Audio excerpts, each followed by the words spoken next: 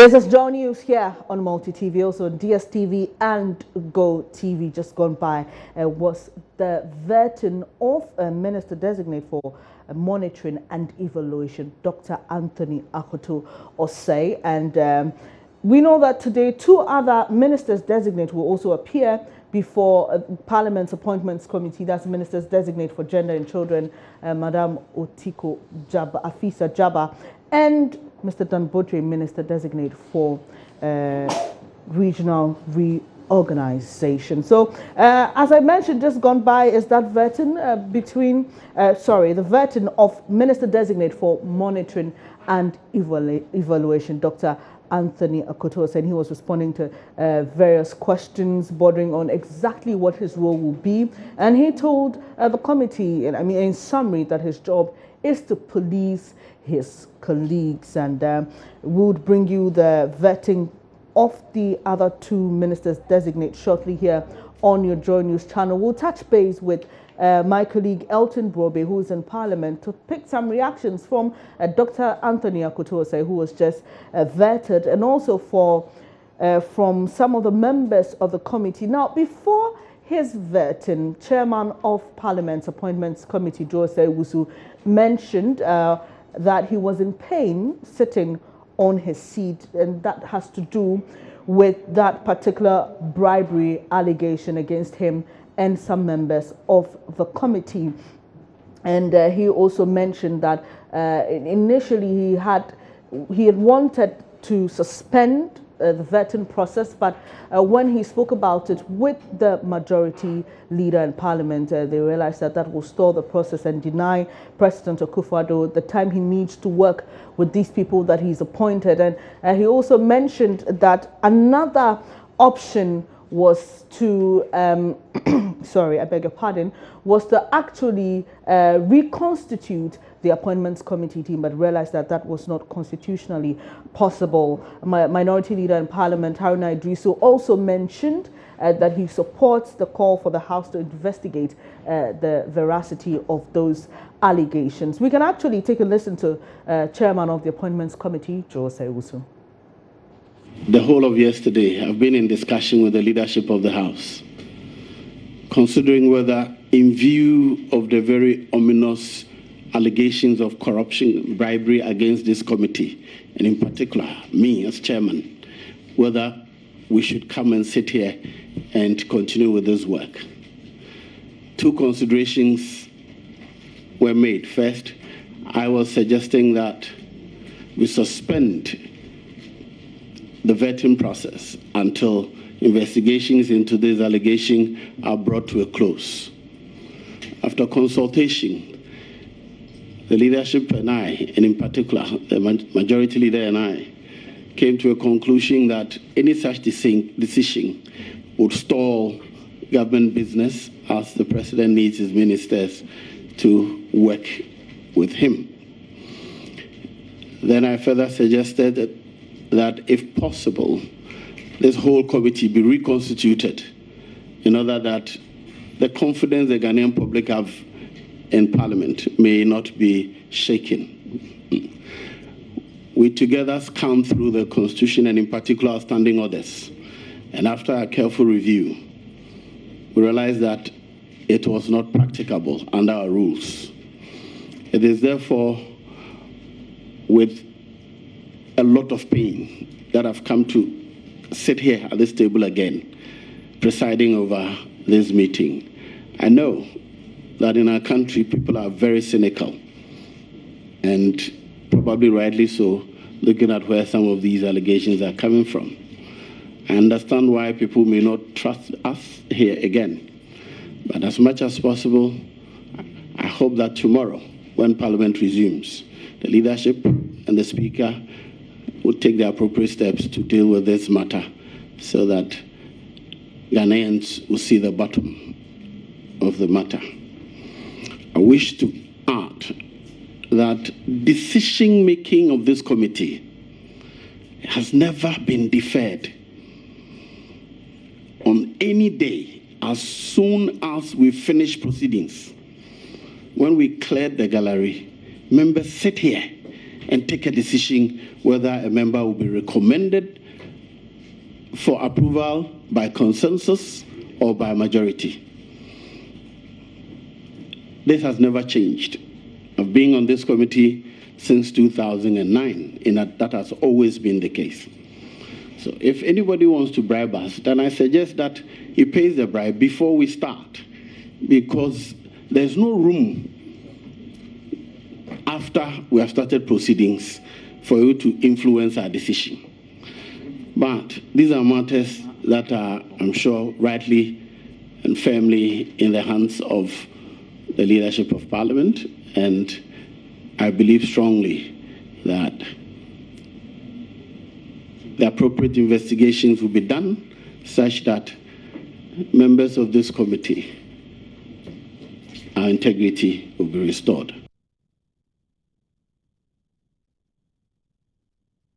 So that's Chairman of Parliament's Appointments Committee, Jose Wusu, making those statements before a Minister-Designate for Monitoring and Evaluation was vetted.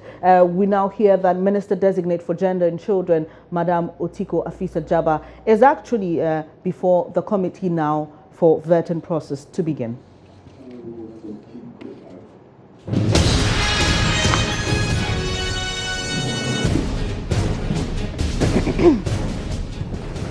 And social welfare and so on. Social protection, sorry.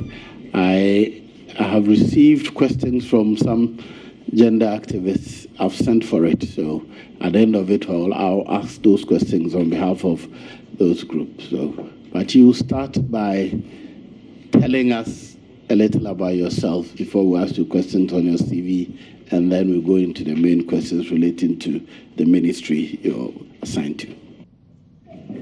Honorable Chair, I'm most grateful. Thank you very much. Before I start, I would like to crave your indulgence to make some corrections on my CV. On the first page, under religion, Christian, Presbyterian, should be Presbyterian.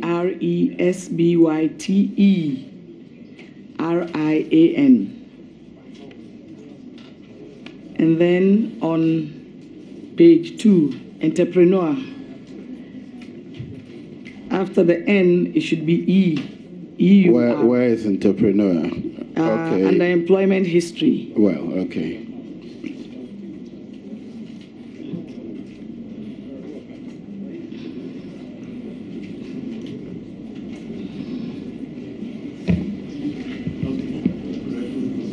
The corrections have been made. You can now proceed. Okay. Thank you very much. My name is Otiko Afisa Djaba. I was born on the 21st of January, 1962. I was born in Bole, but my hometown is Somenya. I hail from the Eastern region. I'm a Presbyterian. I'm divorced with 4 children. I'm a Ghanaian and I speak English, Hausa, Wala, Dagbani, Gonja, Ga, Chi, Fanti, and Krobo. I started schooling in Tamale, Sakasaka Primary, and then to Baga Baga Demonstration, and to Tamale Secondary.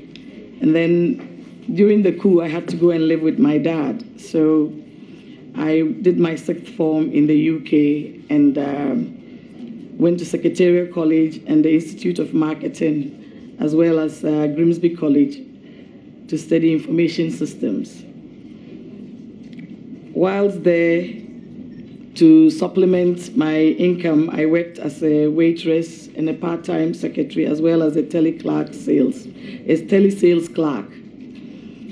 I returned to Ghana and worked for myself, and then worked at the Bank for Housing and Construction. I created, in the informal sector, the Young Ones Enterprise in Tamale. And then I created an institution known as Medan Productions to produce Kokroko, WhatsApp, Let's Talk, and Movers and Shapers. I also acted as the facilitator for Campaign for Greater Discipline. and then worked as a consultant for another creation, Medan Educational Trust, in collaboration with Plan Ghana, which took me to Mu and to Wa. In 2008, I stood as the parliamentary candidate for the New Patriotic Party in Bole Bamboy. And then in 2010, I stood as the National Women Organizer, as well as in 2014. And currently, I'm still the Women's Organizer. I've attended various conferences from 2002 on children and women. And the awards that I won were in athletics when I was in Tamale Secondary. I also won the Best Worker Award in Bank for Housing in 1989. And for extraordinary contribution on rights of children, Plan International Ghana also gave me an award. For linguistic ability and incredible dedication to women in politics, MPP USA gave me an award. My hobbies are jogging, aerobics, reading, dancing, swimming, and cooking. That is who I am. Thank you.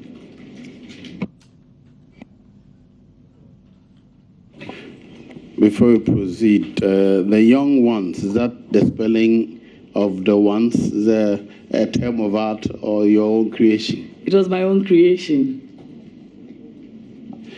2, Medium Productions, Kokroko. Are you talking about Kokroko on Peace FM? No, sir. This was a children's learning program for GTV. It was sponsored by Nestle. Right. Any more questions on the CV? Yes. Most grateful, Mr. Chairman, and congratulations, Honorable Nominee. You have initiated some corrections on your CV yourself. I will ask you to also have a look at your postal address. You left out the punctuations. If you can kindly take note of that. The PO Box CT 8799. The languages should be language rating, since it's one language. Please take note of that on page 1. Page 2, can you please tell this committee your A-level? You've provided 1 year for that, Rice and Anthony School, UK, and kindly pay attention to Anthony. I don't know if that's the spelling of this particular Anthony. But more substantively, can you let us know why you did this for 1 year away from the norm? Okay, thank you very much. That's because my father could no longer pay the fees. So I had to drop out and go and work, and then go to college in Queen's Secretarial College. How about the St. Anthony? That's how it's spelled. Okay. Still on that page, I observe that you have not accounted for 2 gaps between 1983 and 1985, and then between 1992 and 1994. You are silent on those 2 periods on your CV. Can you tell this committee what you were up to between 1983 and 1985 and between 1992 and 1994? Okay, thank you very much. I was engaged in informal sector, my own business, petty trading, until I worked at the Bank for Housing. And then I started having children. So from 1992, I decided that I would take time off to take care of the children. Thank you. Please come with me to page 3 of your CV, and I'm sure Chairman will ask you to effect the necessary corrections and let us have it. And your constituency, kindly take a look at Bole Bamboy. Is that the appropriate presentation for Bole Bamboy? Yes, please.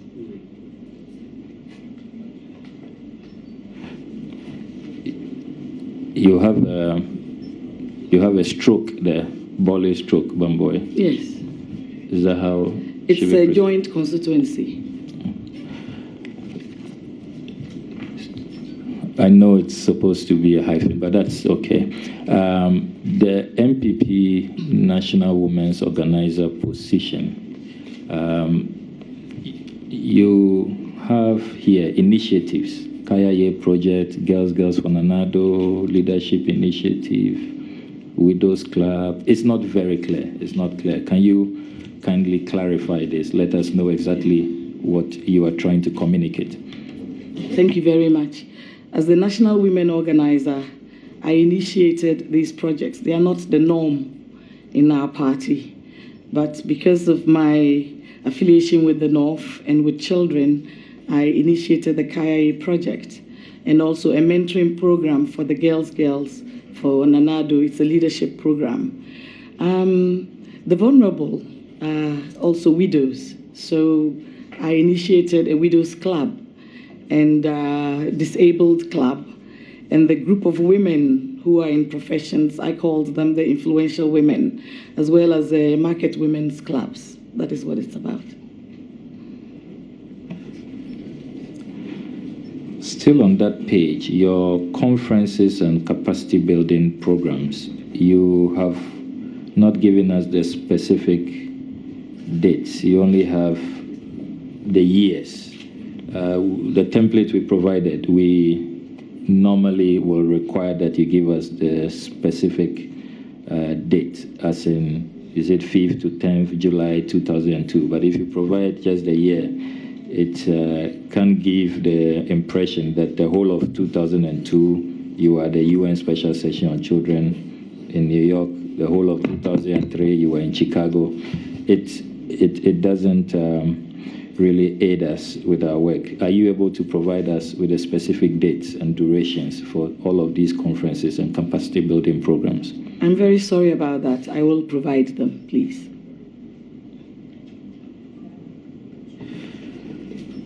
Can you help us with this? This keeps recurring. Is it DUA Women in Leadership, or is it DUA? Which page is that? Still on page 3. DUA Women in Leadership. Can you let us know what it stands for, what it's all about? Democratic Union of African Women in Leadership. So please, let's have that in full. Page 4, the next page. There are a few of your conferences that are a bit amorphous. We don't have the specifics. You write here, strengthening women's capacities for effective participation in elections. You don't tell us who the organizers are. Conference on business, China. You don't tell us who the organizer or the organization that put this conference together. Can you help us with some further and better particulars? The strengthening of women's capacities for effective participation was organized by the IEA. And also the conference on business in China was organized by the government of China. So kindly help us with all of those details. Mr. Chairman, that will be it from me. Any more questions on the CV? Okay. I regret that on the CV. Okay. Sorry, we have to go back to page 2 on the educational background. The Queen's Secretarial College, is it in the, where is it? Please, it's in the UK. Okay, kindly indicate. It's not indicated here. Okay. Thank you, Mr. Chairman.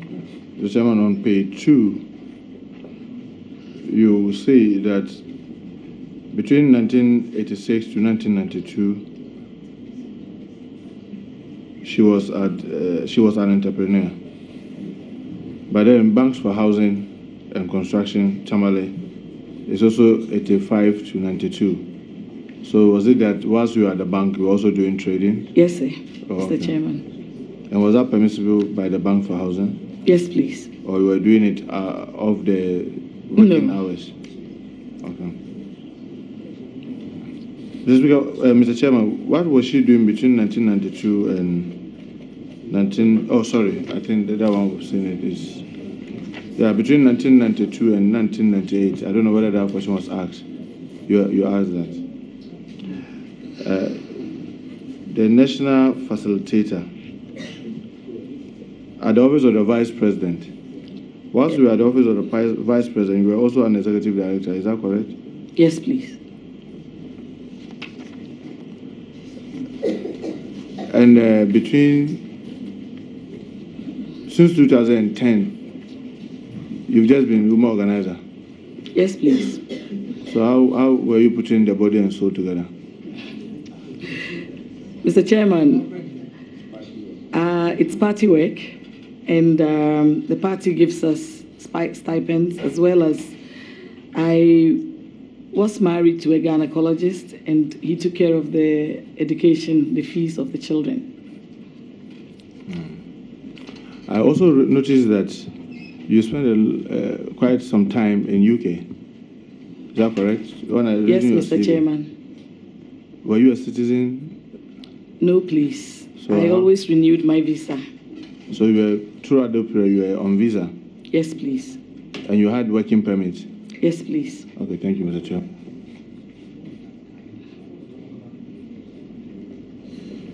Thank you very much, Mr. Chairman. I just want some clarification from the nominee as it relates to her CV. I have seen elsewhere some claims being made, and I would just like you to address it as it relates to your CV. For example, I've seen online where it's suggested that you are a country rep or country director for Plan Ghana. Your CV doesn't say that. Then there's also a claim that you graduated from the University for Development Studies. What is the truth as far as these two are concerned? Should we take what is on your CV here or what is out there online? Mr. Chairman, I was never the country director, and I never said so. I was a consultant to Plan International Ghana, and I did say so. Concerning the university, in terms of the reconciliation of my results, they haven't been able to finalize that, and I don't need that here, so that's why I didn't put it on. Thank you.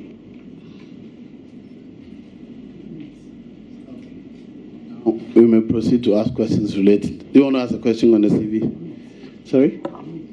Yes, I'll start with you.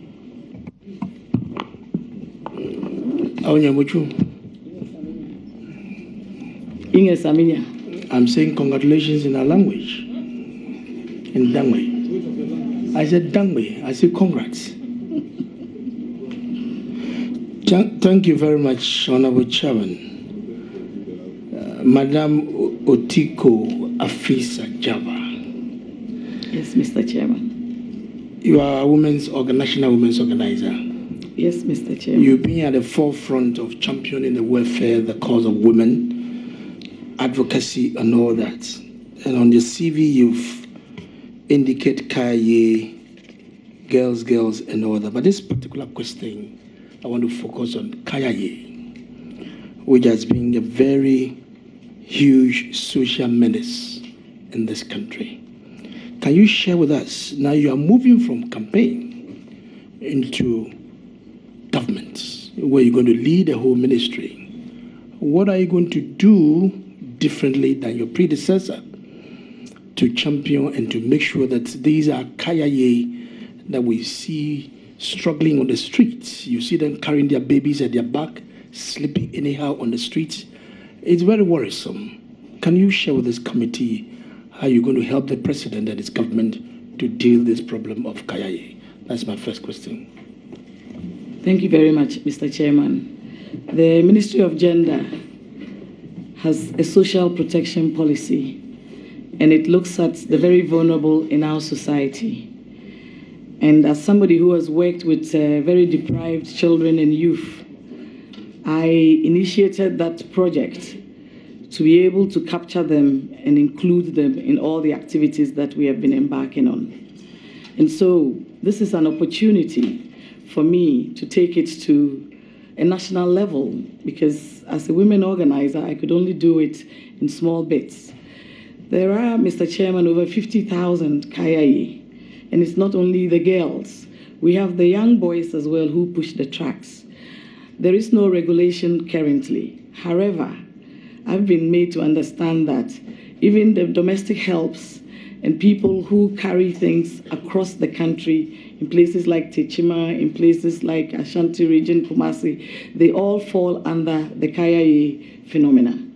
And so if we are going to alleviate poverty, one of the things that we would have to do is to have a database. My predecessor, Nanoye, has already started it in Accra.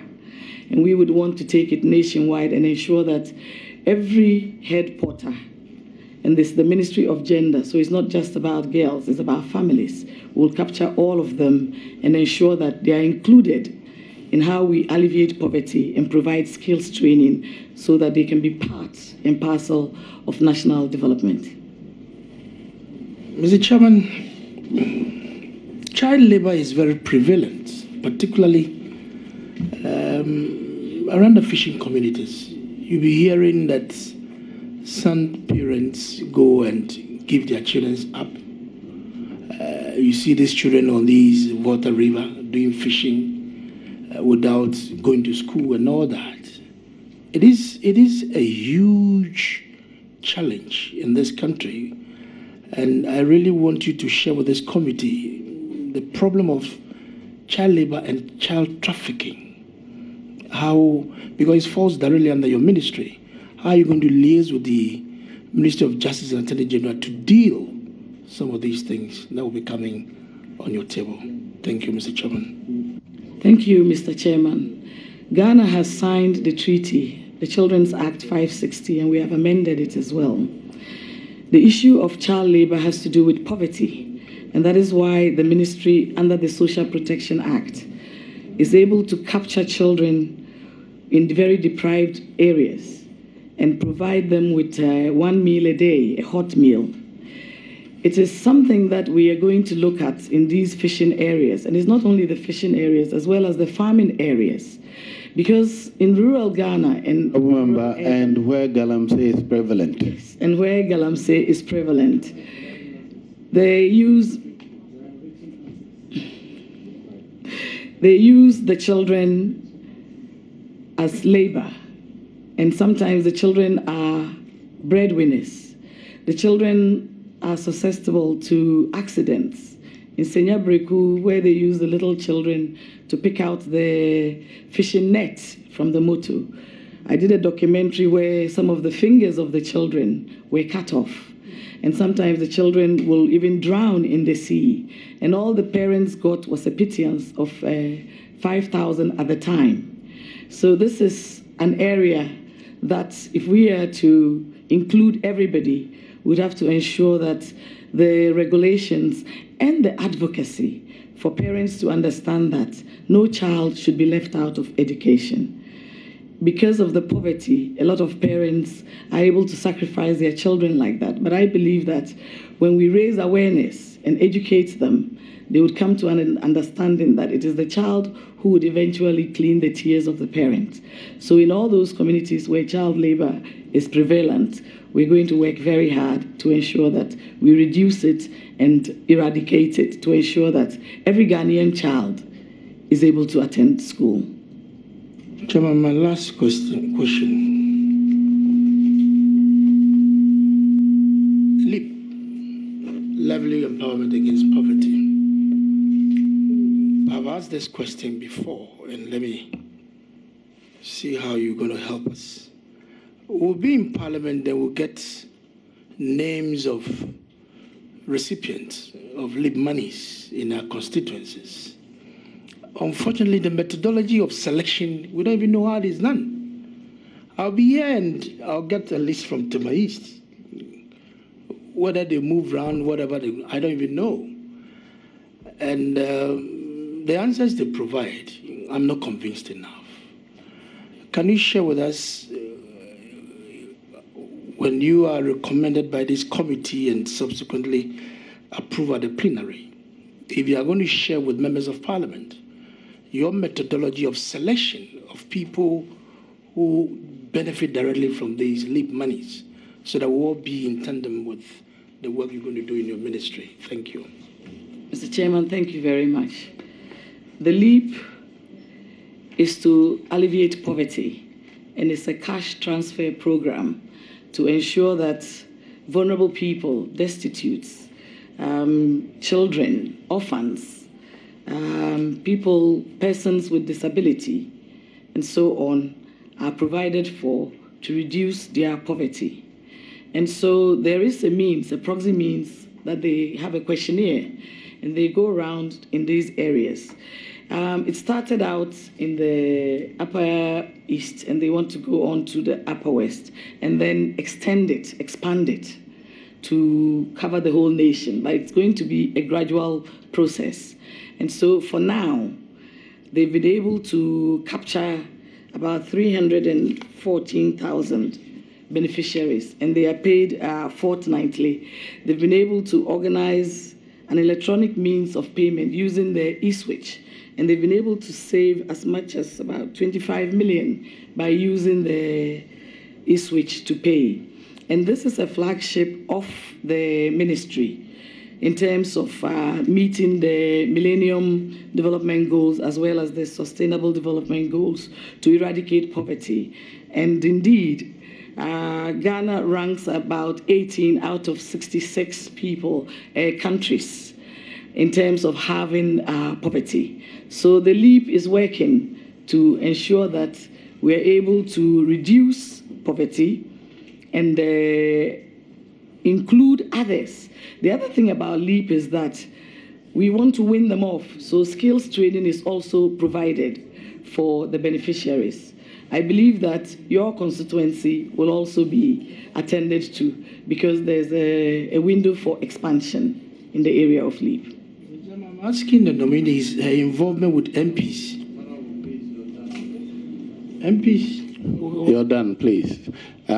On this nominee, I'd like to give preference to the female members. So when I'm done with them, I'll come to the male members if there's still time. So, Honorable Hello, please. Thank you very much, Mr. Chair, and congratulations for your nomination. We're looking up to you to support the cause of women, and I know if given the nod, you will do that. Congratulations. Looking at your CV, I realize that you've done a lot to promote the cause of women and children, and that is very good. This is what all women wish should happen, so that more women will be at the helm of affairs. There is an unfortunate incident during which you were purported to have said things that would look as if women do not get to positions on merit. I'm referring to the case of you supporting an honorable member of parliament who made a comment that the chairperson for the Electoral Commission may have been there based on, compromises that she may have made to use sex for job. That is the implication. And Ghanaian women actually lived up to expectation. There were so many people coming out. Indeed, you are not the other women to have suffered similar fate when they are described in such terms. When this happens, children are traumatized because they go to school and their school children tease them when they hear these things. Can you tell me exactly what happened? You were purported to have supported the claim that the honorable lady may have got a job through some sexual compromises. Thank you. Thank you, Mr. Chairman. I'll be the last person to do that because I myself have been a victim of such allegations. It is a misconstrued impression. What I said at the time that Honorable Kennedy Ejapong made the statements, the allegations, I said that Madame Charlotte, because of her position the first woman to occupy that seat. And the fact that she needed to be like Caesar's wife, above reproach, I said that because of her integrity, there should be an investigation so that her name will be cleared. I never said that I supported the allegation or otherwise. All I called for was an investigation by the National Security or the BNI, and my responses are on Ghana Web.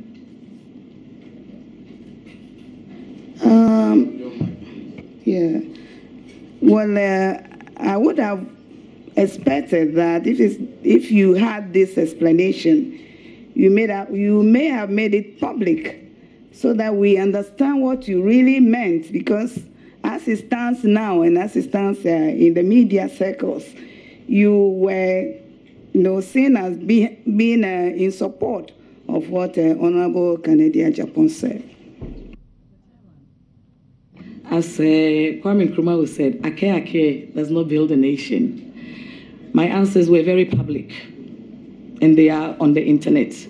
If you go to Ghana Web, if you go to Modern Ghana, Mr. Chairman, you'd find my responses. I categorically said that if it was me, I wouldn't be happy about it.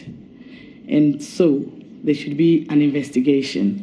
And I believe that it is in the interest of women that we must be seen as people who are respected for who we are. Nobody questions a man, how he got his job, but people always question a woman. But if there's an investigation, she will be cleared. And if it happened to me, I would ask that an investigation should be conducted. Honorable nominee, your answers or the explanation you are giving now seems to be contrary to what we have in the media circles. So this is an opportunity for you to tell us exactly what you wish to tell Ghanaian women, that you did not at any point in time denigrate another woman who wants to rise to high public office. Mr. Chairman, I categorically and emphatically state that I did not denigrate Madame Charlotte Osei. I said that the issue should be investigated, and that would advance the cause of women. And I believe that as somebody who has been in the same situation, I will be the last person to treat any other woman in that manner. I believe that the women of Ghana deserve respect, and for her to have acquired that position is not an easy one. And so if anybody thinks that I was supporting one way or the other, I would say that that is propaganda and that is politics. My answers are in the public domain. I categorically and emphatically stated severally that the issue should be investigated and that I don't support either side of it until after the outcome. And Honorable Kennedy also said that after a while that it was a joke. And I never went back to say that. Even though he said it was a joke, we should still go and investigate it. I left it at that. Thank you, but I hope that in future I will have clear responses, clear statements, so that statements will be clear, and we will not be seen as, kind of not supporting each other. The fight is for all women, and we must be seen as doing that. And I hope that the general public will take your explanation, as you said. Thank you very much for your advice. Thank you. My second question really is about... Okay, my last question is about the feeding program, school feeding program as it is now. First of all, our women have not been paid for the last term, and also they've begun another term. And when it happens like that, they have to rely on Shylock providers. And so this really erodes their profit, and it makes life very difficult for them. Are we expecting to see prompt payment this time? And do you also intend to expand the program And if it is expanded, we hope, or let me just say that politicization of the feeding program has been an issue. We need to look at women who are qualified, I believe, should be made to provide the catering services. So how would you respond to these issues? Thank you. Thank you very much, Mr. Chairman. The school feeding program is part of the social protection agenda of the ministry, which is to alleviate poverty, as well as to boost homegrown production of food, and also to ensure that we enhance school enrollment and retention.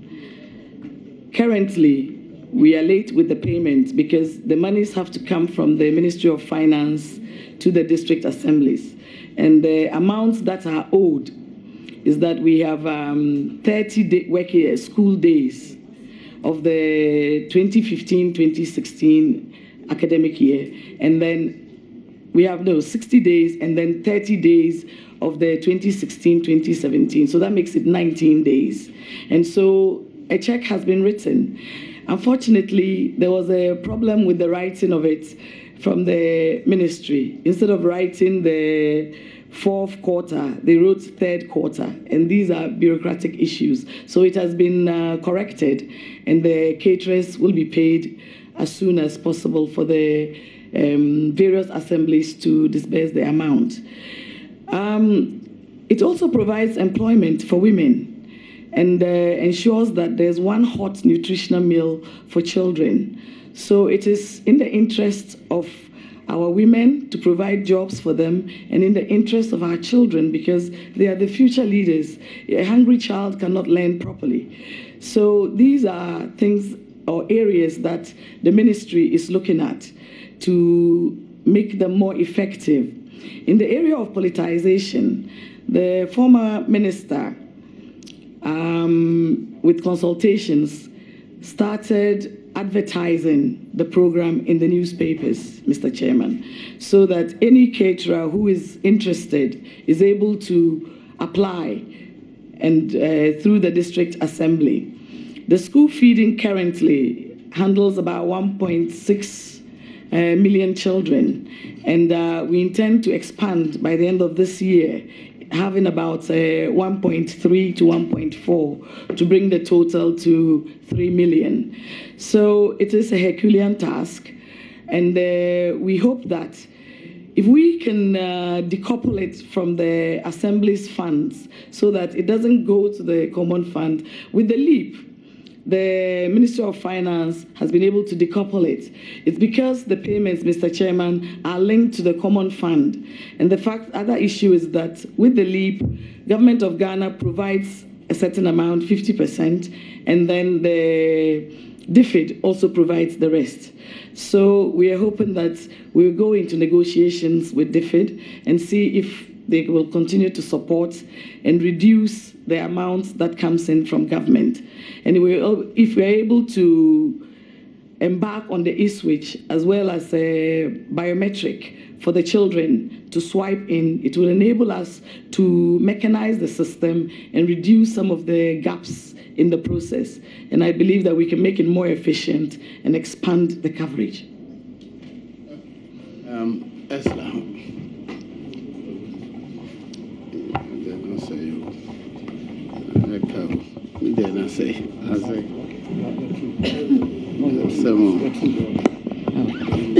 Thank you, Mr. Chairman.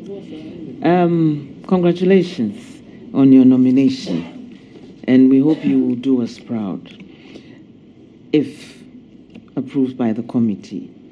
Just to go back to the last question you answered, your women's organizers are expecting that you provide jobs for them through the school feeding program. You have just, and I'm sure it's a lot of people are looking forward to that this is one key area through which they would also get jobs. You're saying that you want to go through advertisements for any qualified caterer to also apply for this position. Are they going to be disappointed? Or is there a way to marry the two? If your you have women's organizers who can apply because they're professional caterers or because they are merely women's organizers. What would you say to that? Poverty has no color and it has no politics. The women in Ghana are about 52% and they are the most vulnerable. And that is why we want to expand the program to cover everybody. In the line with what my predecessor has done, this is what I spoke of, what is there now, that to make it more transparent, the school feeding program is being advertised in the newspapers. And so we will look at it and ensure that when we expand, it will include more women. And we are hoping that not only with the schools, currently we are in over 5,000 schools, as well as the caterers. So there's room, because it has not been able to cover the whole nation. We have room to expand it, and we are going to have a short-term, medium to long-term, and especially because it affects poverty, and women are the most vulnerable. I would say that the women's organizers should have no fears, because they are all part of the inclusion agenda of the ministry. We cannot leave anybody out. I hope you haven't opened a hornet's nest for yourself with that answer. Well, the numbers of women in governance are really low, and at all levels, they're still hovering around 10%. The NPP attempted an affirmative action measure, which seemed to backfire, and so was withdrawn. If you look at the numbers of women in parliament, I believe the NPP numbers went up, but the NDC was seriously decimated. In this respect, what are you going to do to ensure that when it comes to women in governance, what kind of innovative initiatives are you going to introduce and pilot in a bipartisan manner to ensure that the numbers of women in governance across the political divide increases incrementally towards the 30% minimum level that we're all hoping forward, working towards parity by the year 2030 as advocated by the UN system? Thank you, Mr. Chairman. This is something very dear to my heart, because I contested in Bole in 2008. I won the primaries, but I didn't win the general election. And it's one of the reasons why I contested for the position of National Women Organizer. And I would like to use this opportunity to thank and acknowledge and recognize and appreciate all the women, 37 of them, who won, because it's not easy to win an election as a woman, because Ghana is still a male-dominant society. And so, to answer your question, we are committed to ensure that for accelerated development of Mother Ghana, there should be parity and equity in public offices, especially in Parliament. Over 1,000 men and women contested. The women were only 136, and 37 of them won. 29 from the MPP, and 14 from the NDC. Some might say it's too little because women are 52%, but I say Otiko, because some time back there were only 25 women in Parliament, and then it increased to 25. So today, if we have made 37, we should appreciate these women. Affirmative action is a stopgap measure to accelerate and bridge the gap between somebody who is discriminated against. And I championed it as a women organizer, and we made the promise that if we won, we would pass the bill. It is a woman who gives birth to a man. Every man, every woman is born by a woman. And so we are not going into the other forms of giving birth. And so I would say that if the women their voices are not equally represented, then we are leaving out a very large majority of our population. And so we are going to organize capacity building programs.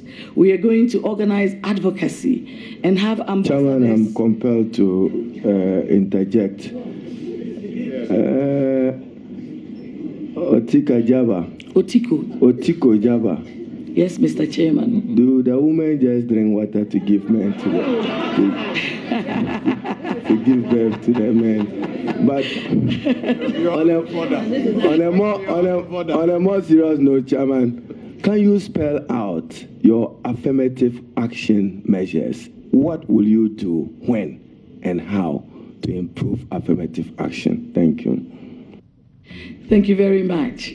No man is born from anybody else but a woman. And that is my statement. Everybody comes from a woman, and she nurtures the children to become parliamentarians and ministers of state. And so that woman cannot be left behind. That is the point I'm trying to make. And so for affirmative action, we have the bill, and it has moved up to Parliament, but unfortunately, because of the change of government, the dates have elapsed. So we have to take it back to Cabinet for approval. So, Chairman, when will you bring it to Parliament? Give us a time period, first quarter, second quarter, third quarter of the year. Mr. Chairman, I will not be able to give you that information right now until we finish the vetting and I am properly sworn in. It will be very difficult for me to give you timeline. But you are committed to an affirmative action bill. Work on it to become an act. Can we give you up to a year? We will ensure that this bill is passed. It is what is going to change the lives of all of us as a people. Honorable nominee, please ensure that it comes to the House. As for passing, you may not be able to ensure. Okay, I stand corrected. We will bring it to Parliament. Thank you very much.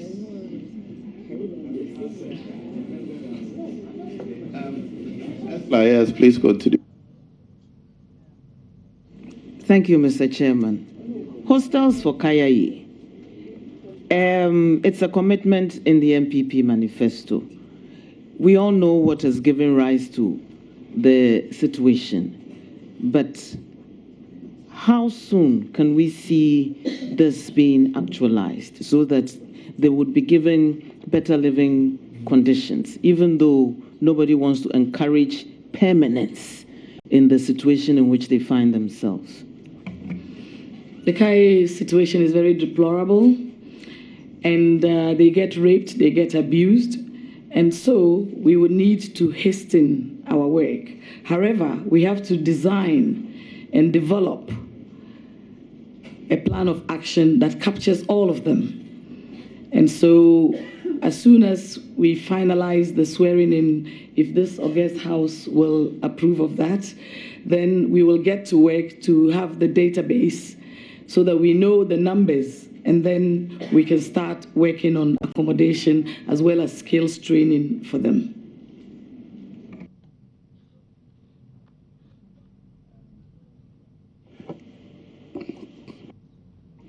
Thank you very much, Mr. Chairman. Honorable nominee, permit me to start with a question that will relate to an answer you provided earlier on your CV, because, and maybe we have to remind Parliament to ensure that the CVs get to us on time. We got it this morning in our pigeonholes, and it makes it difficult to actually do some work on it before you sit here. So in answer to a question I asked earlier about the absence of your reported graduation from UDS, you said because of a reconciliation. Now, what is the problem with the reconciliation of the results? Does it have to do with academic fraud or performance? I finished the UDS in 2009. And I didn't go back for my certificate because I didn't need it. I was in Ghana when my certificate was sent to me from the UK when I did the information systems. And so when I went, they said that they were trying to reconcile my results, and the registrar had also traveled. And so as and when they are ready, they will let me know. So it had nothing to do with fraud. And it had nothing to do with performance as well? No. Okay. Now,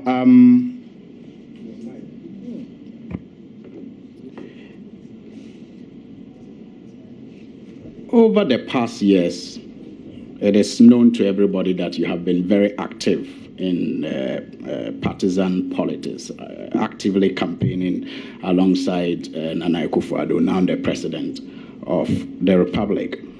During this period, your public pronouncements in social and political discourse has been described by many Ghanaians as quite harsh, to put it mildly. For example, you labeled the former president of the Republic, John Mahama, quote, the heart of the devil. He has the heart of the devil, quote and unquote. And you also, that's actually online, Adom FM online. Now, speaking to a crowd of NPP supporters in their front planes on Wednesday, you described the former president as violent. You said he is violent, quote, he is violent. He recently instigated some youth of the NDC to hurl stones at Nana Akufo-Addo's house, unquote. That's also on Class FM. You have also described the former president as not serious and an embarrassment to a specific regional section, Northerners especially. Quote, this president is not serious. He has embarrassed a lot of Northerners, unquote. XYZ, that's Radio XYZ. Now, speaking to electors at Asawasi, you also labeled the president as extremely wicked. Quote, President Mahama's time is up. President Mahama is extremely wicked, and so he must step down. That was Rainbow Radio Online. Now, in your statements, you also categorically said President Mahama has a heart of evil. I've already said that, and extremely wicked. Because of such pronouncements, and among others, some media houses in Ghana, I know, have actually gone further to bar you from appearing on their political and social programs. And there are stories online that suggest so. Peace FM, Metro TV, Good Morning Ghana. And the stories, suggest that they actually decided to ban you from appearing on their platforms. Now, do you accept that your statements were unfortunate and unpalatable? And will you now apologize to the former president and to Ghana for such unsavory comments? Thank you, Mr. President, Mr. Chairman. The president is my brother. And I spoke from my convictions. The former president, John Dramani Mahama, I made the statements that I made as a wake-up call for him. We are building a nation. He was running for re-election, and I felt that the people who should tell him as it is were not telling him as it was. I wasn't banned from Metro. They decided that because he was my brother, they did not want me to speak. And when I talked about him being an embarrassment, I spoke in relation to Sada. Sada is very dear to my heart. My mother is a Northerner. The incidence of poverty is highest in the 3 northern regions. And for a president who comes from the north, who promised to alleviate poverty, what happened to the guinea fowls? It was an embarrassment to me and to the North. The chiefs of the North actually made that statement. And so I don't owe him or you any apology. We are developing and building a nation. Thank you. And I was not sacked from Peace either. I used to go to Peace on Thursdays, and Ursula used to go on Wednesdays, and they changed the days. And when they changed the days, I had to then go to another station. By the time they sorted it out, I already started going to Atinka. It's freedom of speech in this country. Why would you?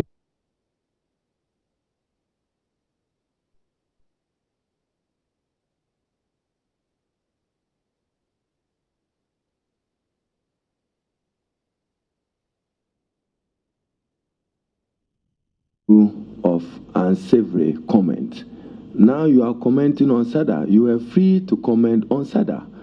But those words you use on political platform were unsavory. Do you regret them today? I said that my comment about his embarrassment, and it's on the social media, it's on the internet, was in relation to SADA. It was in relation to SADA that I said that he had embarrassed Northerners, and the Northern chiefs themselves had come to say same.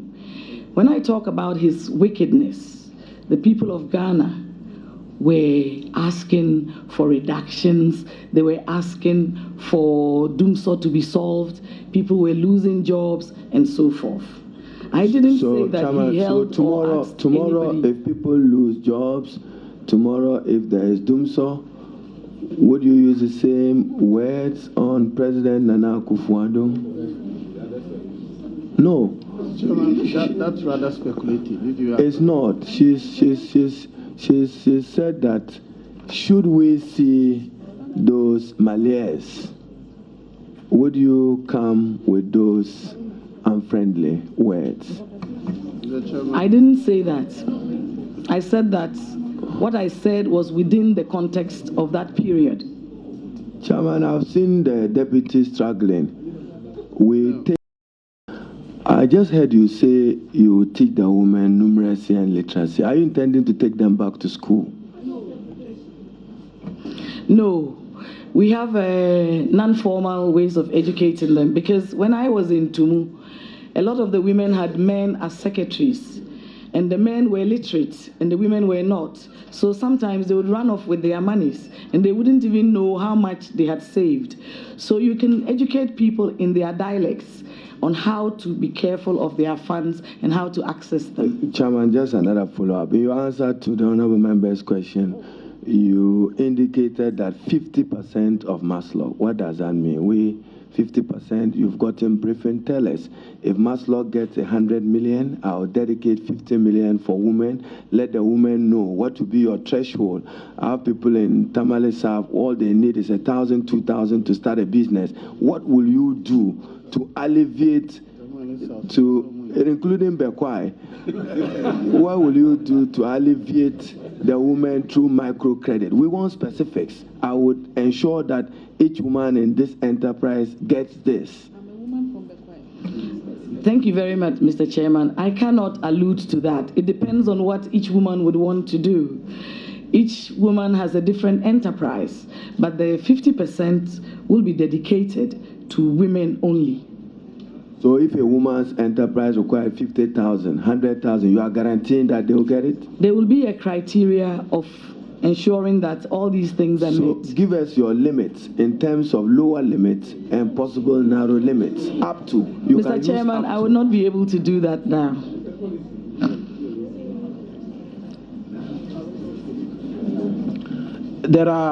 My second question. In the Laura district, there are between 5,000 to 8,000 children, majority of who do not have access to nursery education. And those already enrolled in these educational facilities do lack the basic amenities for children. Now, the Children's Department of Welfare comes under your ministry. Over the years, it has been heavily under-resourced. What are you going to do different in this new ministry so that children in Laura can get some respite and believe and hope that your leadership in the ministry will put a smile on their faces in terms of their early childhood education? Thank you, Mr. Chairman. I myself suffered poverty as a child, and it is the reason why I created Kokroko and initiated a program for making a difference in the lives of children, especially in the Upper West. Poverty, you have never seen it like in the Upper West. In Laura, in Tumu, and all the other communities, it is a canker that we must eradicate. And so we are going to organize the various NGOs international donors to support with the projects. The school feeding, as I said, will also be expanded. We have a program with the LEAP where orphans and vulnerable children and persons with disability are also on the LEAP. So these are all poverty alleviation strategies that we would be able to enhance. And Laura will not be left out. It is not only about Laura. There's poverty everywhere, even in urban Ghana. So children have the right to a good life. And we have a children's welfare policy that specifically looks at this. So it is a program that is very dear to my heart. And this opportunity, if I get the nod, to change the lives of poor people will go a long way to actualize the dreams of parents that even if you're poor, you can be educated.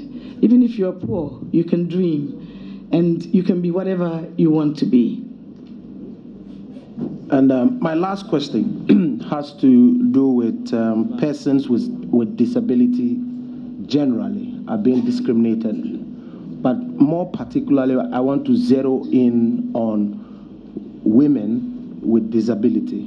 What are you going to do to ensure that those within the vulnerable category are really given some reprieve?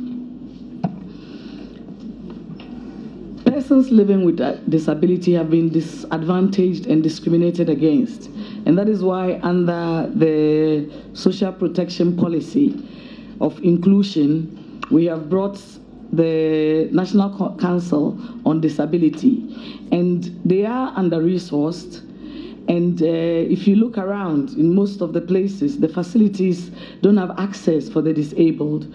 So the Disability Act is being reviewed to ensure that people with disabilities have access. Not only access in terms of structures, Mr. Chairman, but access in terms of how to even have Braille to read, access in terms of how to have skills training. If you are in Nakmanduri and you are blind, for example, how do you get a white cane? Who teaches you how to learn to live with it? Because it's no fault of yours that you are blind. And so the ministry has a program to ensure that we are able to address the challenges. Currently, there is a lot that has to be done, and it is an opportunity for us to work together with the various ministries and their departments. In our common fund, we have 3% for people living with persons living with disability. Unfortunately, it is not well managed, and it doesn't always get to them because of the same vulnerabilities. So, sorry. So, what will you do to help the 3% well managed? What will you do new to ensure that the 3% allocated from District Assembly Common Fund for persons with disability is managed well? Thank you very much, Mr. Chairman. I've already spoken to the chairman of the Disability Commission, and we've agreed that there is a need to have persons with disability on the various boards at the district assemblies so that they are part of the decision making. And this will help their voices to be heard to ensure that that 3% is not used for anything else. It should be ring-fenced and only used for persons with disability.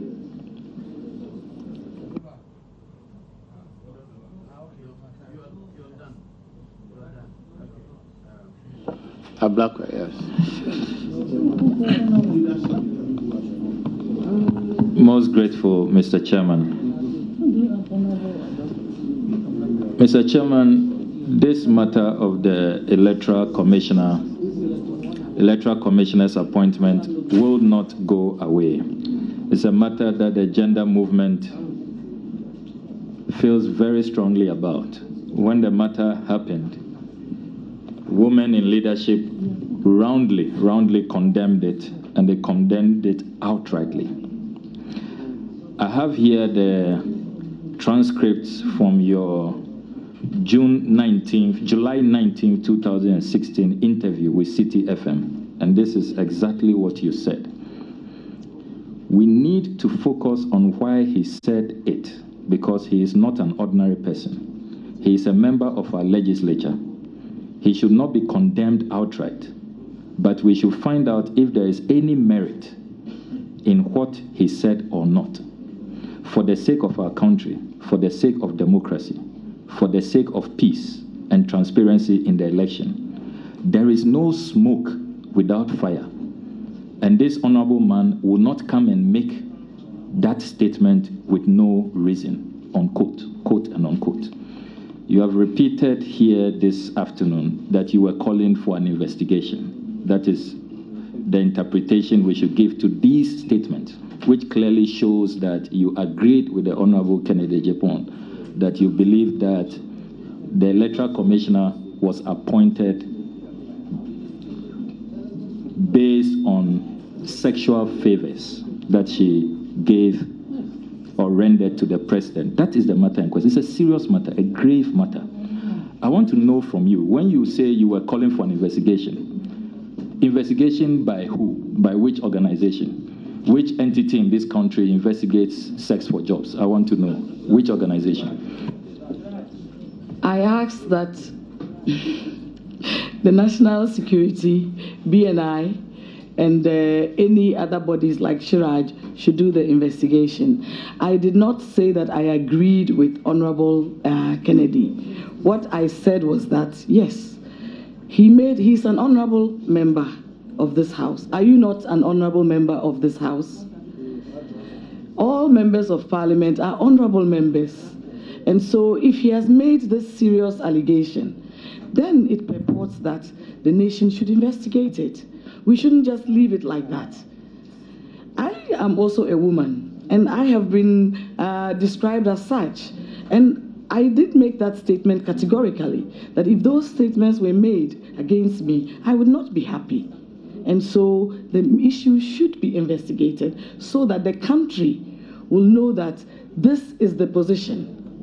I never said that I supported Honorable Kennedy or otherwise. I said that the issue should be investigated, and that is what I decided. Well, I will leave your conduct on this matter to well-meaning Ghanaians to know who is going to become the gender minister. My second question has to do, and I would never question your appointment and raise those issues. My second question has to do with the issue of role modeling. You are going to be a minister for gender, children, and social protection. Children. There is a concern out there. The clergy, Islamic clerics, civil society organizations, senior citizens, they are concerned about the kind of language that is used, intemperate language, how elders, leaders in this country are described. Some are called evil, some are called people with the devil's heart, and all of that. As Minister for Gender, Children and Social Protection to be, what will be your views on sanitizing the media? How will you seek to sanitize the media and to create role models for our children so that our children will grow to become responsible citizens who we can all be proud of as we build a decent society? Thank you very much. I would say that we shouldn't have babies with sharp teeth. We should ensure that we work with the media, and all of us have the responsibility to Mother Ghana to nurture our children in the art of communication.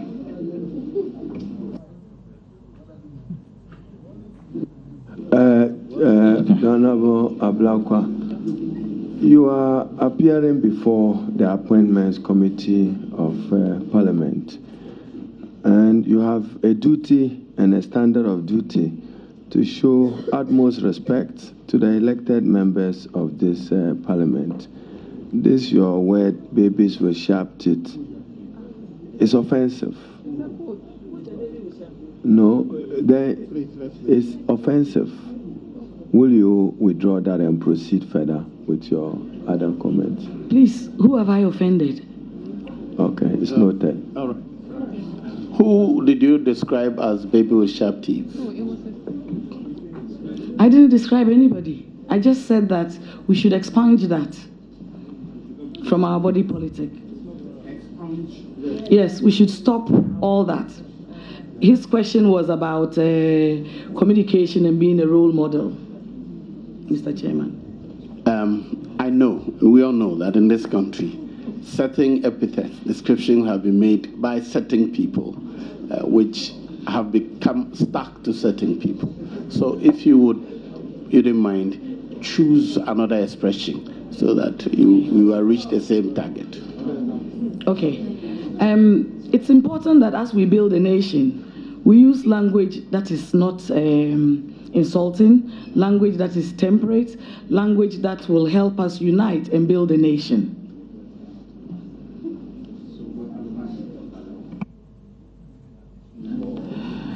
Mr. Chairman, my final question, very interesting times indeed. My final question will be on the number of orphanages. How many orphanages do we have in Ghana? And what will be your policy on managing these orphanages?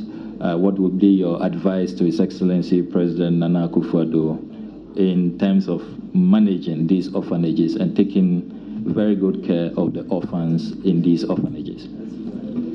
Mr. Chairman, I've been told that we have 66 orphanages. 23 of them are working, but the others have been shut down. Some of them are in deplorable states. I visited the Osu Children's Home, and that seems to be working quite well because they get a lot of media attention and donations. However, in other places like in Ashanti region, in Kumasi, and in the north, the orphanages are not working so well, Mr. Chairman. And so we would call for the department to review the issues and the challenges and see how best we can renovate them, get the requisite staff to ensure that the well-being of those children is taken care of.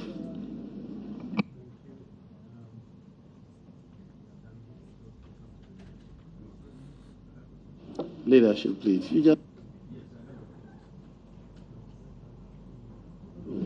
just one question. Allow you. Please. We agreed here. We still have time. We still have time.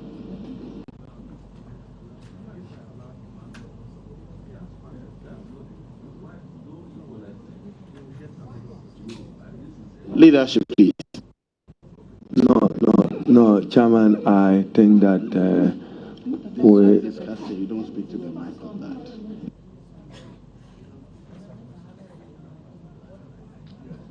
allow the honorable lecturer, then we can have another person, then you come to leadership. She still must be responsive to some issues, Chairman.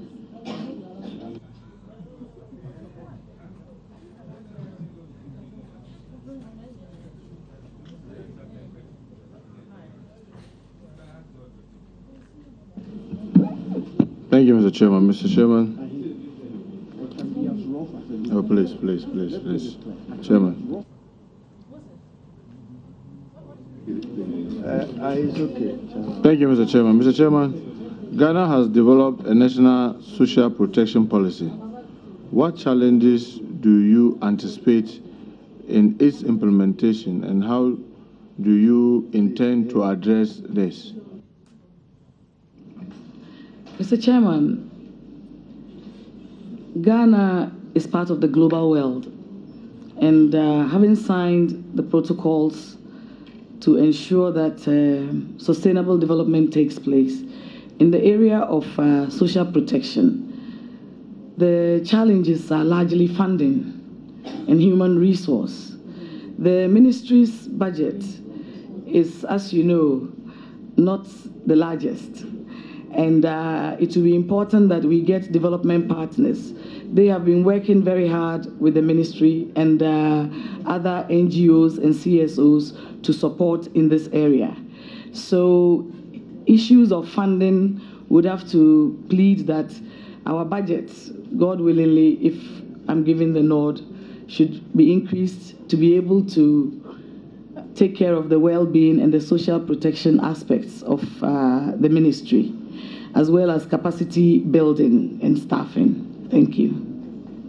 Well, in an earlier answer about the foster homes, I wanted to find out from you on page 130 of your manifesto. You talk about reforms that you intend to have in that area. I just want you to mention at least maybe 3 specific reforms that you think, when given the nod and you get to the ministry, you embark to reform the foster care and protection department. Thank you very much. We have, for example, it is not a foster home, but a shelter in Medina. And it doesn't have a wall. So we will assess the various orphanages and look at the various repairs that are needed. That is one. The other area that we will need to look at is the regulations of who can be there and who cannot. If we are to ensure that these children are well cared for, we cannot be seen to leave things as they are. So we have to look at how we will strengthen the regulations. And sometimes parents also need education and support to ensure that they don't go and leave their children on the wayside or at a rubbish dump. When I visited the children's home, we saw a baby as young as 3 weeks, a very beautiful child who had been abandoned. And so it would be important for us to be able to educate parents that once you've been able to get pregnant and have this baby, it's important that you bring up the child properly. So advocacy will also be a tool that we would use to ensure that we are able to solve some of the challenges in the area. Mr. I don't know whether I heard that right. Are you saying that fencing an orphanage or a shelter home is a reform? Yes, because if you don't fence it, the children could get out. I give you an example of the shelter, that it is not a home. But these are areas that are significant, because if the children are able to walk out of the place, what happens to them?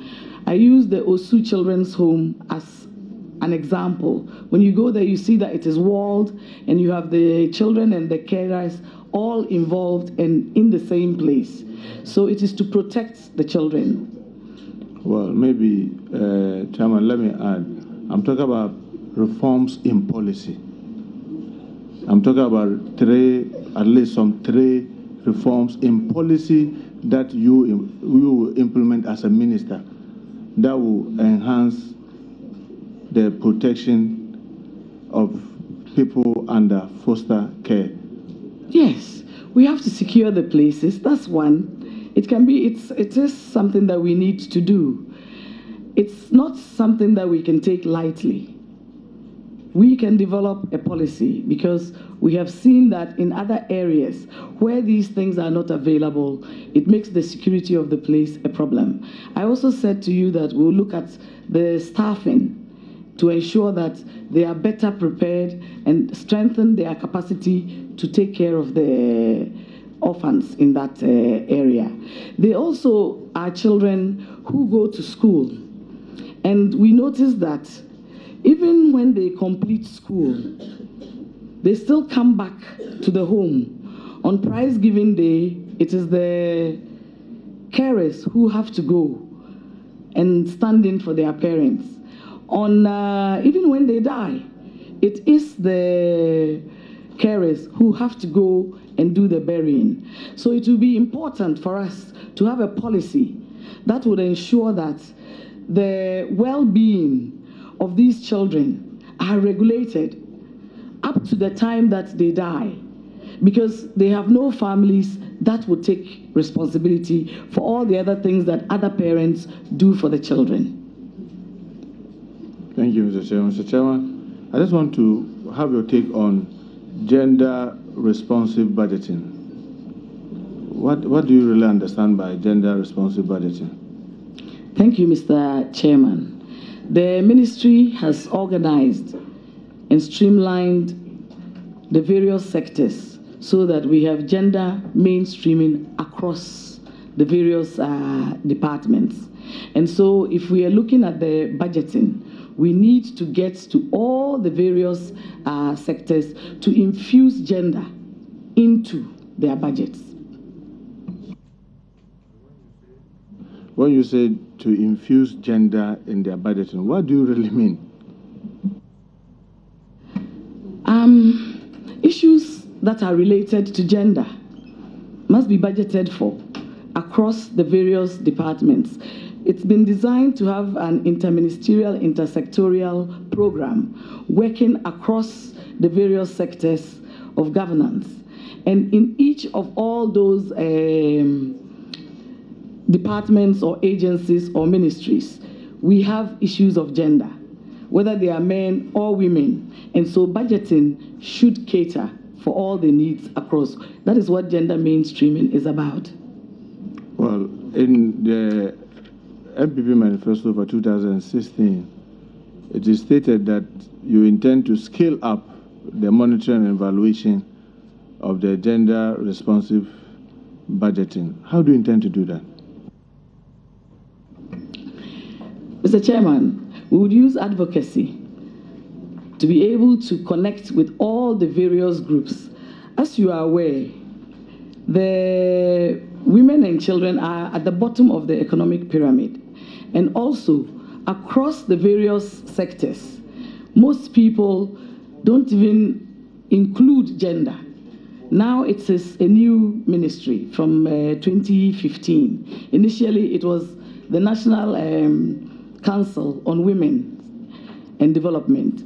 And then it was changed to the Ministry of Women and Children. Now it has been enlarged and expanded to include gender, children, and social protection. So there's the need for us to explain, educate, raise awareness on issues of gender, issues of the vulnerable, inclusion, the disabled, the orphans, the widows, the aged, that in all those areas, across the various departments, the various ministries, we are able to cater for them. And that is what we mean by enlarging or expanding the process.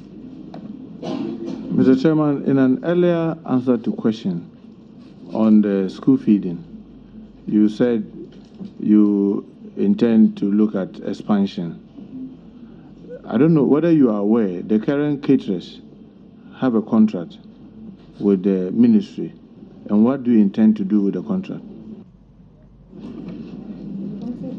The contracts have been done with the Ministry of Gender.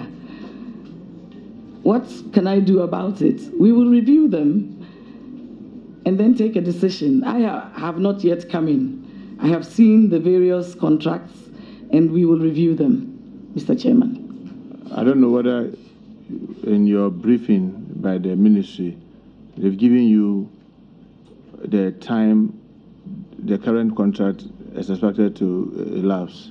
I don't know whether you have an idea when the current contract is. Mr. Chairman, I don't know. Someone told me that the contract is supposed to elapse in June. Mr. Chairman, I would have to find out about that. I really don't know. Now, back to the MPP manifesto, page 126. In that manifesto, it is stated that the LEAP program, you believe the intention of the LEAP program is to lift people out of poverty. Is that correct? Yes, Mr. Chairman.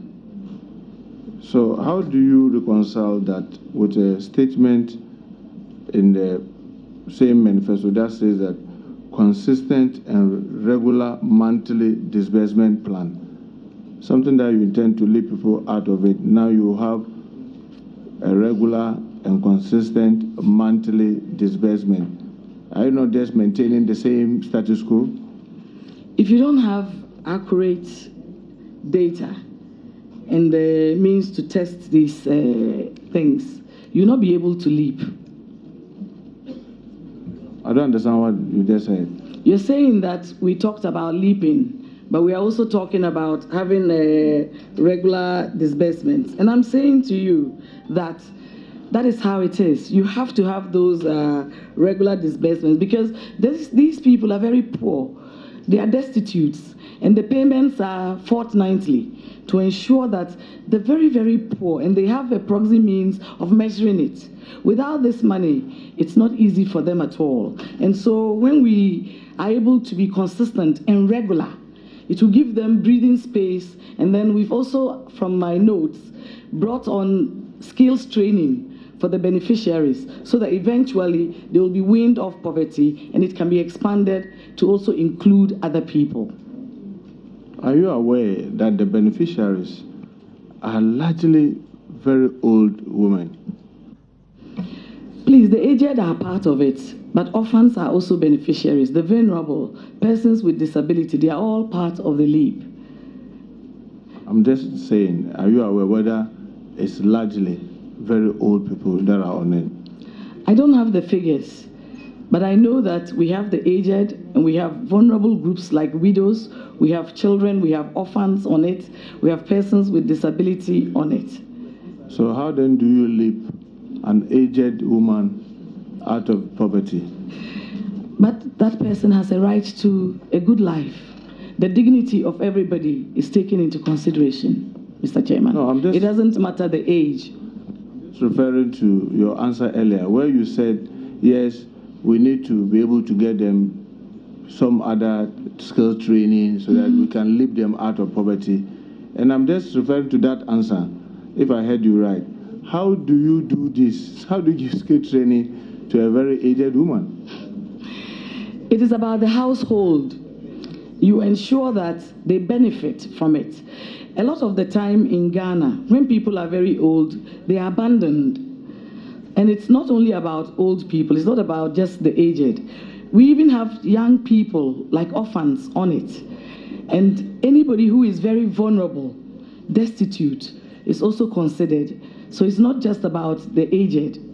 There are programs for various groups of destitute people, people who are very, very vulnerable. And it's important that they have dignity and quality of life as part of who we are as a nation.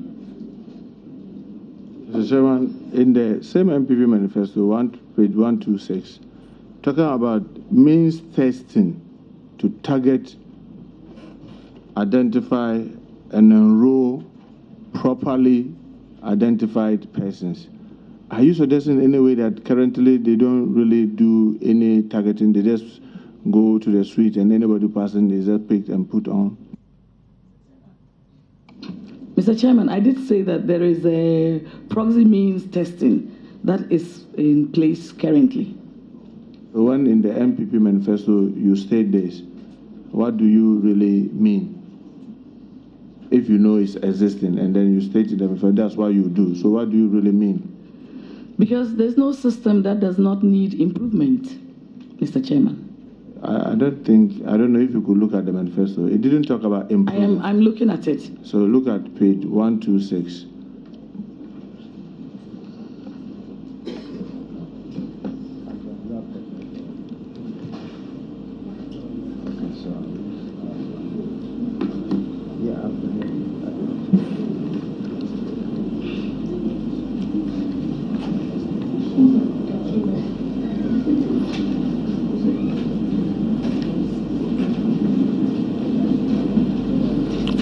Look at A, that's 126, and the Livelihood Empowerment Against Poverty Program, LEAP. The paragraph labeled A, adopting effective, accurate means testing to target, identify, and enroll properly beneficiary household. And you said that it exists, but you want to improve. But this test is not talking about improvement. It talks as though there's nothing there and you are coming to establish. So that's why I wanted to know whether this mean testing is different from what is existing. Mr. Chairman, when you talk about adopting effective, accurate means testing to target, identify, and enroll properly beneficiary households, it does not mean that the current system is not working. It is how we felt, and that is what we have put in our manifesto. And we intend to ensure that we fulfill it.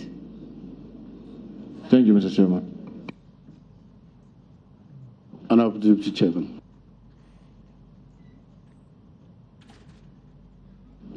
Congratulations, Honorable Nominee.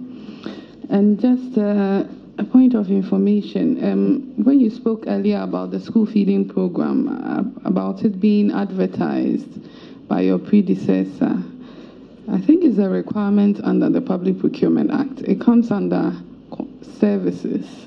So catering services, ordinarily, it has to go through the proper procurement system before it's awarded.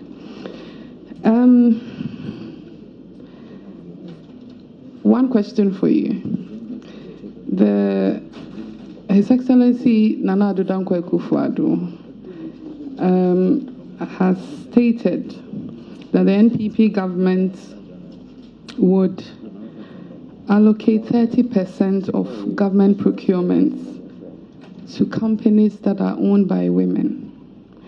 Being the Minister-Designate in charge of your ministry, I want to find out your take on it and what you would do to support your president in achieving that. We have it in Kenya, we have it in Ethiopia, we have it in many other Eastern African countries where a quota of government contracting is set for women because it's perceived to be a man's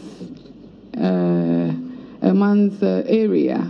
So to encourage women to also compete for public contracts, there's a quota set for women. So I want to know what you do to support the president in this direction. Thank you. Thank you, Mr. Chairman. This is a godsend for the women of this country. I said earlier on that poverty is an issue for women because we are the most vulnerable, women and children. And so this 30% is something that would go a long way to alleviate poverty in our women. And I would advocate strongly for all these manifesto promises to women. The country sees women as the engine of growth. And so if we are able to give them these concessions and benefits, it will encourage other women to come on board. It will also reduce poverty and increase the ability of families to develop better so that the well-being of both the men and the women would be looked at. So we will work as advocates and ensure that we are able to fight for what is supposed to be given to the women in the area of industry. In terms of employment, it will also broaden the scope for our women. Unemployment is an issue across the country, and we'll be able to engage younger people who will be both male and female, and that would also enable us to increase the well-being of our families in Ghana. Honorable Ranking Member. Chairman, let me welcome the nominee and refer her to page 2 of your CV. You were part of the national campaign by late Alhaji Aliu Mama of blessed memory, may his soul rest in perfect peace, which was a national campaign on discipline. And I believe that it was a legacy. He did not get the support of many Ghanaians, because if there is discipline on the roads, there will be less accidents. If there is discipline in schools, exam malpractices will be less. If there is discipline, there will be self-respect. What aspect of that legacy will you work to enhance? The campaign for greater discipline was a nationwide project that affected not only young people, but adults as well, in the area of sanitation, in the area of traffic irregularities, in the area of conduct in school, in the area of work ethics, timeliness, punctuality, and all that. So it is a good base for somebody like me, having had that experience, to be able to implement or enhance the activities of the various categories of people who we will be working with in the ministry. Across the country, issues of gender will definitely require timeliness. Across the country, issues of sanitation will have to be looked at. In our markets, what about sanitation would you do with Ghanaian women? What about sanitation will you do? One of the areas that has worried me is the fact that our women tend to cook by gutters. And the health hazards to that is something that we would like to call a women's conference of the various market leaders and actors, as well as traditional leaders. I've already spoken to the chief director about some of these things so that we can come to an understanding of how we can move our women from selling food by the gutters. In the markets as well, there are issues where you find heaps of rubbish just lying there, and the women have to breathe in the fumes. So we will need to work with the various district assemblies to see how best we can move that away. What will you do with the assemblies to ensure that that doesn't happen? And if they exist, they are cleared. And when will you get them cleared? We would have to have collaborative discussions with them. What has been done so far? What can we do to make it better? Because the health of all these women is critical to the national development. What will you do to make it better? We will have discussions, Mr. Chairman. Discussions, maybe you have some ideas in your head. What will you do? As for the women, they want to know that within 90 days, all markets will be cleared of garbage and filth. All gutters will be cleaned. Can you give a commitment to this committee, what you intend to do? It is not in my interest to be autocratic. It will be better for us to have discussions and consultations with the other key stakeholders and actors. Because when you determine something for somebody in development, you have to let the people own the process. So we will have focus group discussions and ensure that their understanding of how we should solve it is something that we understand, as well as working with the various departments that are also involved in sanitation. Can you share with this committee your national service as part of your employment history? I did not do national service. Thank you. Because I wasn't here. I wasn't in Ghana.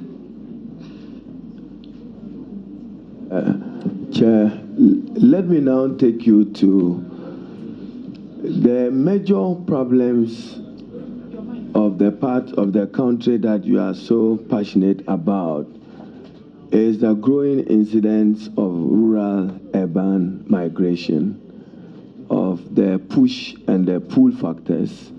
You've seen all the young girls around Kokomlemle, Agbogloshi, Newtown, who sleep at night outside there, and many of them struggling to be able to afford a living.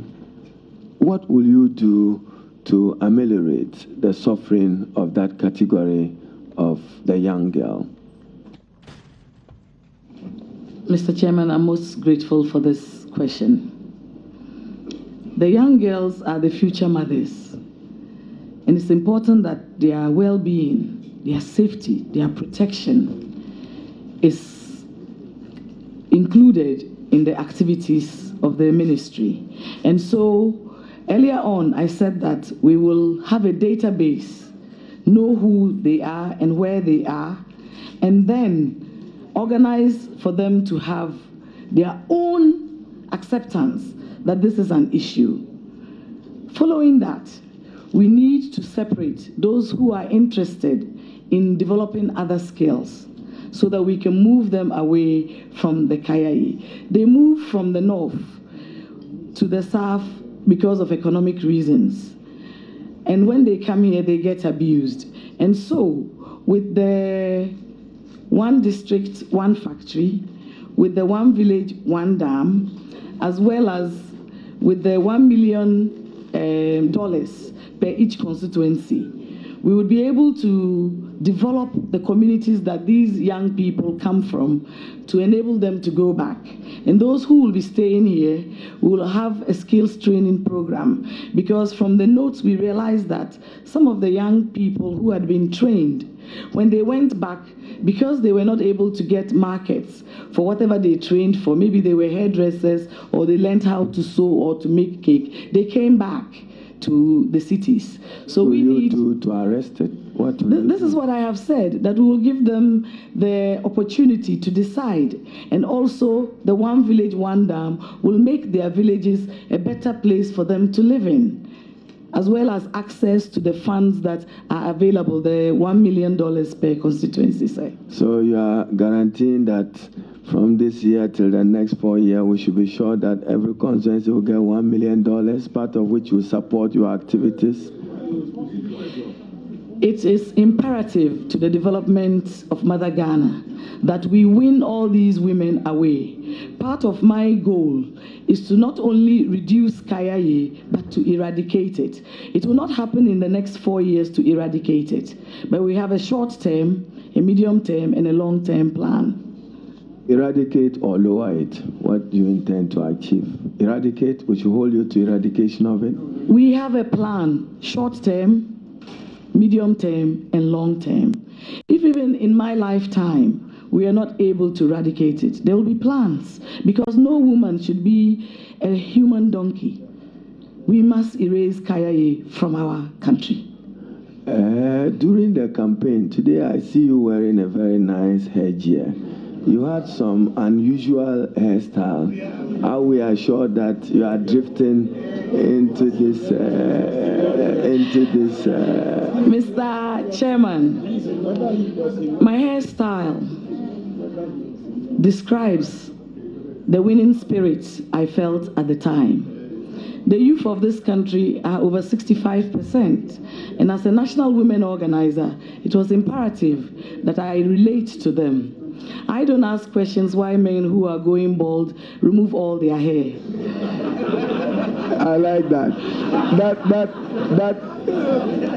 That leads me to, I'm aware that your predecessor, Minister Nana Oye Lita, was very passionate and did her utmost best to provide employment for this Kayayei category of young girls.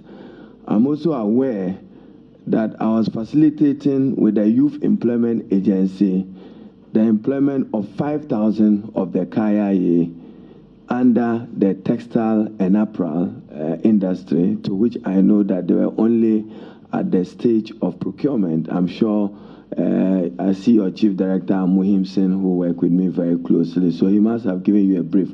Can we be assured that you carry through this noble initiative?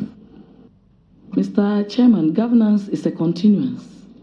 And so anything that would help the well-being and development of the various groups of people in that ministry would definitely be continued.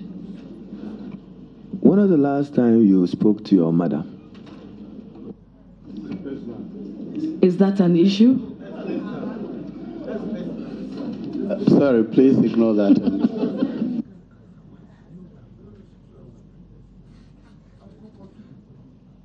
When was the last time you spoke to your mother? Is that an issue? For I me, spoke yes. to my mom when I was in the Volta region. When was that? This is a week before we went to vote.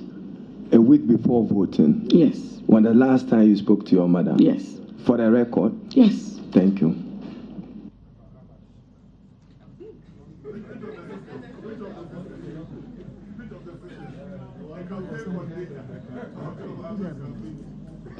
Chairman, child trafficking is a major issue of concern I'm aware that the U.S. government have downgraded Ghana, and they expected that the Ministry of Gender and Children and the Ministry of Interior and the Attorney General and the Ministry of Employment were supposed to coordinate an effort to end it. But my problem has to do with the export of services involving young girls into the Arab Gulf.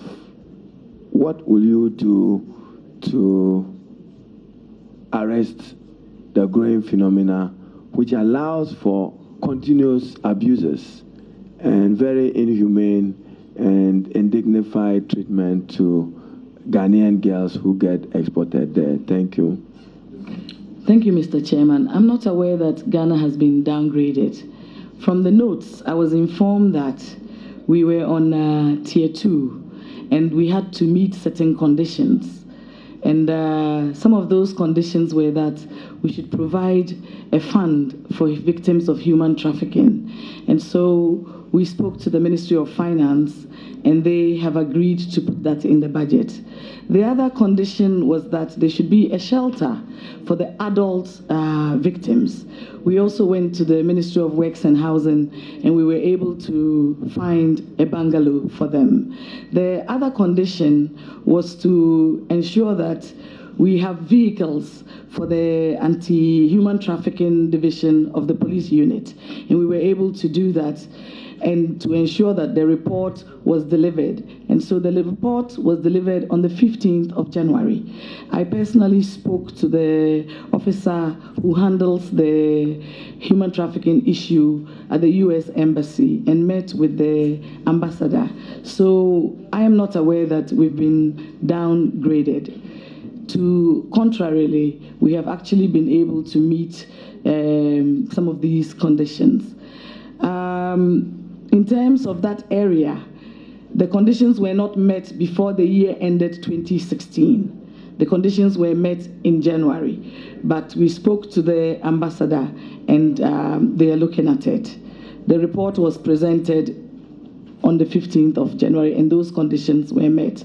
To answer your question about the young girls who get abused, it's a very sad and deplorable situation that young girls would want to undertake such undignified positions, largely because of poverty and maybe because they want to see greener pastures. And so the ministry is working with the Ministry of Interior as well as with the Foreign Affairs, and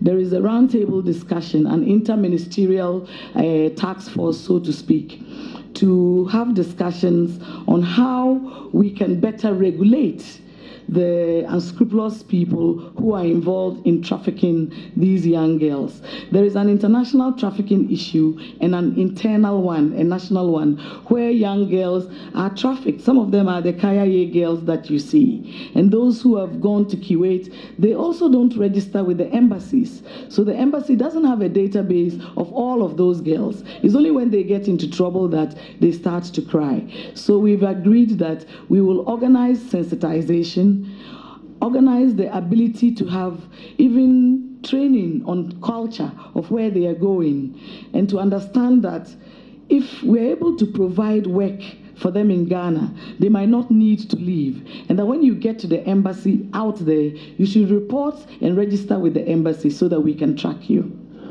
Chairman, my very last question, but I'll preface it with a comment. I see that my father, Bismarck Haruna Dere, the Pembeura who received us very well in Salga, is supporting you. And on the strength of the respect that I have for him, you socialize from the north, and very hard and insulting language does not sit within our culture. You are coming into a public life where you would be compelled to take very difficult decisions. I've heard you make comments about President Mahama, and I just share with you before I land on my question that there are times that It was not the wish of President Mahama, for instance, to bring energy sector levy, but he wanted to guarantee the future security of the country. He establishes a machinery to deliver an affirmative action between the North and the South. Probably he's let down by other persons, and you should know that he didn't work with angels. You've used very hard, strong language that puts me in a very difficult language. That is not, pardon my word, Gonja-like or Dagomba-like or Otiko-like. Hey, you don't want a booster. Would you want to unequivocally say that this was just part of your political campaign exercise? Other than that, you risk. If tomorrow Kayayei are not off the street, LIP is not expanded, will come after you in ways that will chase you out of the Ministry of Gender and Children. Would you be happy? Would you be the proud son that those words, if I use those words, campaign platform, I would say that you did. But if you come on this platform and still want to stand by it, will you be Otiko? The Otiko I know that Otiko, let that belong to the generation where you engage in competitive partisan politics. I am as much my mother's.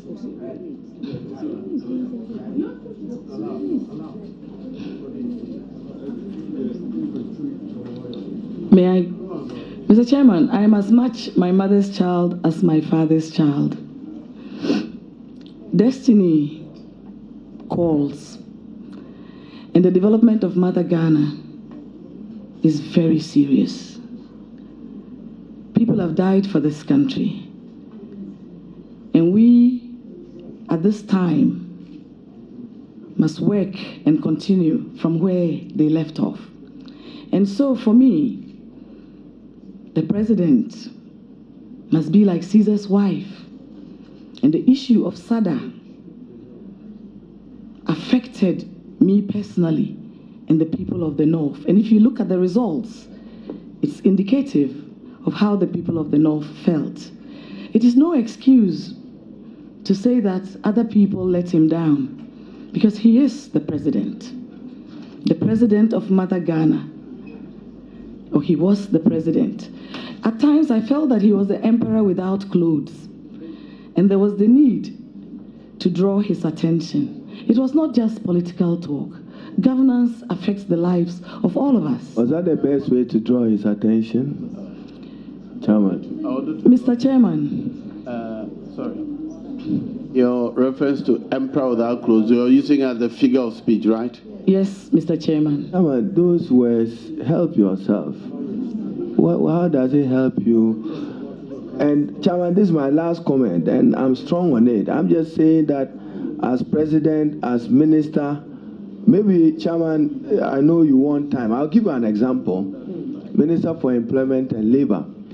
You are there, doctors go on strike, pharmacists go on strike. They do so without request by serving notice to the minister. You are minister, all right. Then, month ending, you have to pay them. And you have to pay them after they have embarked on an illegal strike. You have a difficulty combining the compassion of the heart with the said strong sense of enforcing the law. I'm saying that as a proud northern daughter, even if you use those words on campaign, must we not count on you to dissociate yourself? As for SADA, the president was not SADA in all respect. I mean, President Mahama, as he then was not SADA. He has set up an institutional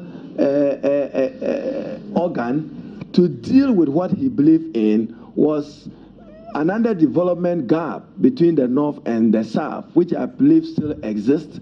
I mean, if you're driving a Benz car and you ran into an accident, will you abandon it and walk home and say that was the end of your life? No. You still, and I've heard President Nana Akufo-Addo make a comment about SADA and other things he would do with it.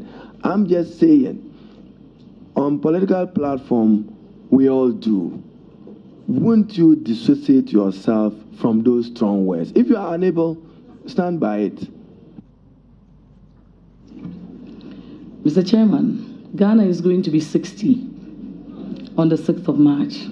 We must raise the bar. Governance affects people. It affects the lives of poor people. And when you are president of the country, you have to be responsible for the lives of those people. And if poverty, the incidence of poverty is highest in the northern region, and the president who comes from the north failed us in that respect, it will be very difficult for me to withdraw that statement. You don't appreciate that if poverty had ended in the north, there would be no need for government. So every other president have failed in terms of dealing with poverty. But Chairman, no, I'm just guiding her because poverty transcends the president. But my final question, you'll be representing Ghana at the UN, especially the Economic and Social Council, on matters relating to women, children, and especially what will you do for the empowerment of Ghanaian women? There's been politics of affirmative action, representation of women in parliament, representation in public service. I've seen the Honorable PJ debated very well the Appointments Committee report on the percentage of women to men. What will you do for better representation of women within the public service of Ghana? And Chairman, I'm done. Thank you very much, Mr. Chairman. We are going to, if given the nod, organize talent identification of women with the potential to lead. That's one. We will also have a mentorship program designed to mentor young people who are interested, young women, in going into politics. Those who are already in the institution will organize capacity building programs. We'll also have men as ambassadors to be able to champion the issues of women. And a lot of women have problems, Mr. Chairman, with funding for their political campaigns. Others too have problems with the abuse that comes with politics. And so we would identify various groups of people, organizations, that would be able to help these women to campaign and finance their campaigns and have advocacy and awareness creation programs to ensure that they are better prepared and sensitize our community for men accepting women in leadership. That is a problem in our country. Okay, still in the spirit of encouraging public participation in our program, I have two questions here forwarded by I Initiative. I think it's a gender advocacy group. Sorry, J Initiative. Thank you for the correction, Clerk. First one is, can you share?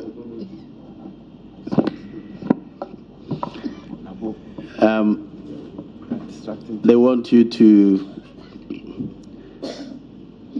compare the programs your predecessor has left behind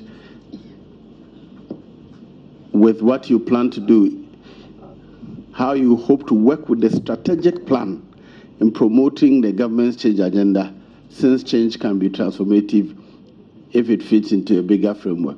Maybe I should read the whole question so it makes. The ruling NPP has social development at Chapter 11 of the Manifesto of 2016, which also has some sound interventions with the aim of changing the lives of women and children in Ghana. Your predecessor has in place a 5-year strategic plan spanning 2017 to 2021. If you are aware of this strategic plan, what is your immediate plan vis-a-vis your party's manifesto? If you are, how do you hope to work with this strategic plan in promoting your government's change agenda? Mr. Chairman, thank you very much. As I said, governance is a continuum. And once this strategic plan has been put in place, we would look at it. Areas that don't have the ideas that the MPP manifesto speaks to can be factored in. But definitely ensuring that the plan continues is something that we would want to embark on. And where we need to add, we will do so. A second question from the same group.